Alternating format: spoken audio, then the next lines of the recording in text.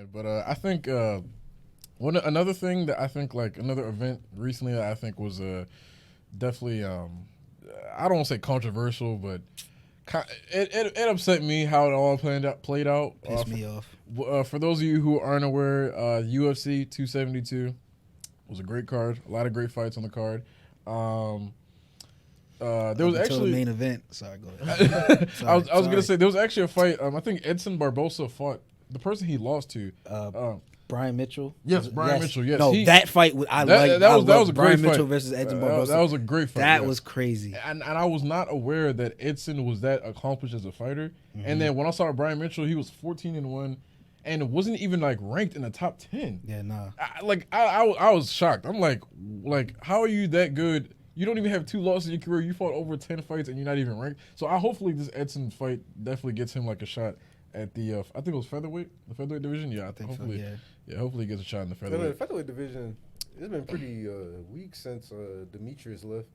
Demetrius Johnson. Yeah, it's been dumb week, and I think Cody. Everybody that was good went up. So I think Al Hamein Sterling. I don't know if that's a featherweight or not, but him and Peter Yan. Yeah, I'm about to say I know they're like two of the top fighters in the division, but.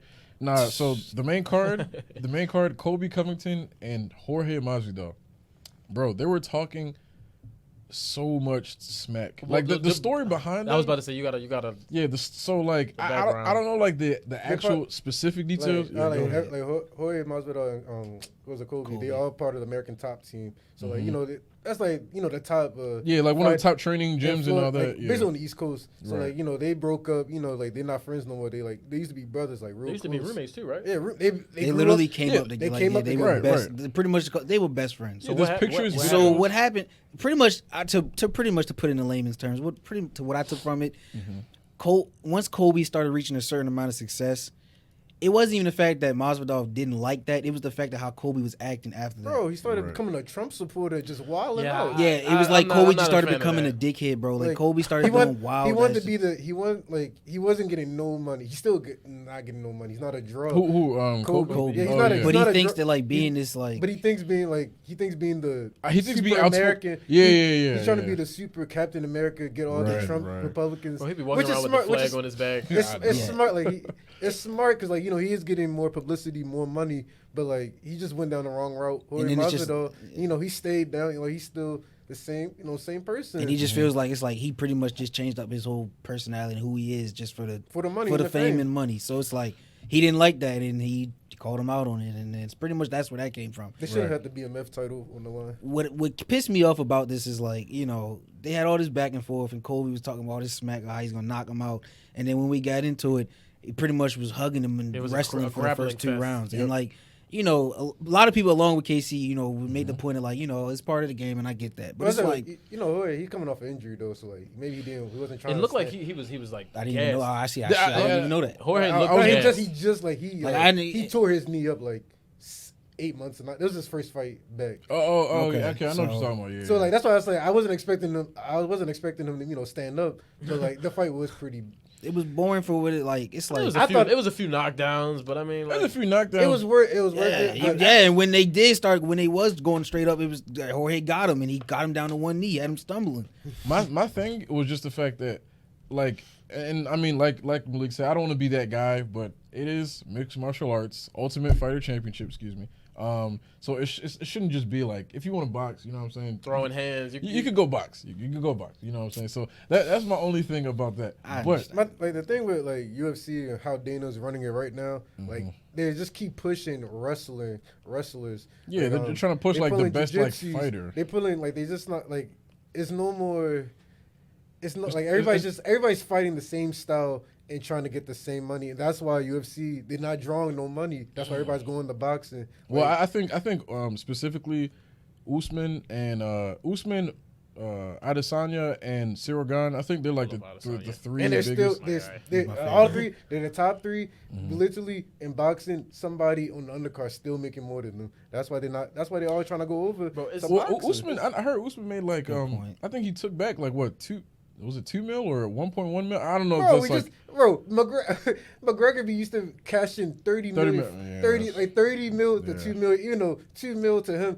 is a lot, like, especially where he came from. Right. So exactly, I'm sure he's still grateful, but like he's saying he about to go try to box Tyson Fury. He gonna make at least 12, 13 mil. That's like, come on, that's crazy. That's why Dana White looking real goofy, and these fighters thinking like they trying to wrestle all this. They have no fans. That's why nobody's buying the fights. I feel people bad like Conor because people bought Conor fights. People bought Brock Lesnar fights, Ronda Rousey fights. Like these. But Conor, he's a great entertainer though. That's. I mean, back to the whole wrestling point, bro. I saw that like after the fight, Jorge was like, "Yeah, I should have been like more up on my wrestling skills because he said something like he didn't know Colby was gonna do something like that." But like, he called Colby specifically. He said you're a bitch, and he was like he'll get you eventually, as in like they'll fight again. Oh, the rematch for sure gotta happen. How can you go into that fight knowing Colby that well, just underprepared? Well, see, the thing is, Colby still rehabbing.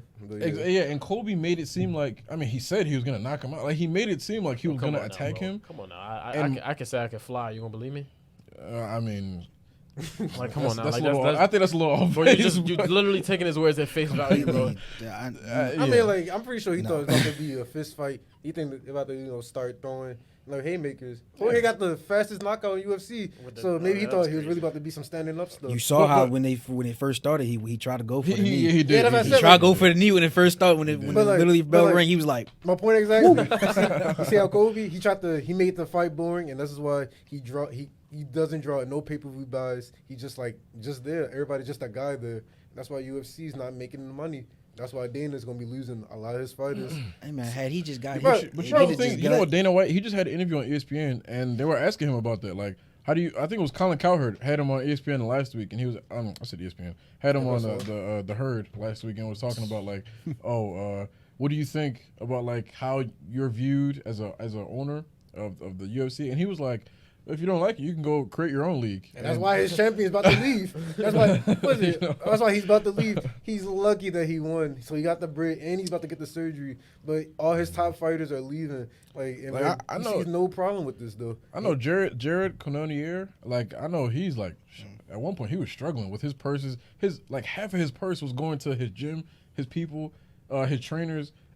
His equipment, and that wasn't even accounting his family and like his house bills and all that. I feel like as viewers, like we don't take into account like how you have to divide the money up. You know what I mean? Like them gyms. Oh yeah, no. Your nutritionist, your trainer. Like American Top Team, it's like $200,000 a year to be part of that gym. Like, they really be crazy. It's probably more than that, to be honest. Like, that's probably just like some number that's thrown out there. That's if you're good. I mean, I guess that you can write that off as a work expense. You know what I mean? So I yeah, but if you're only making 1.2 mil, and that, let's say that 0.2 gets taxed off, now it's a mil, and let's just say for sake of argument, the gym is like 200,000. All right, now you got 800,000. I mean, they do add trainers, up. Right, yeah. Trainers.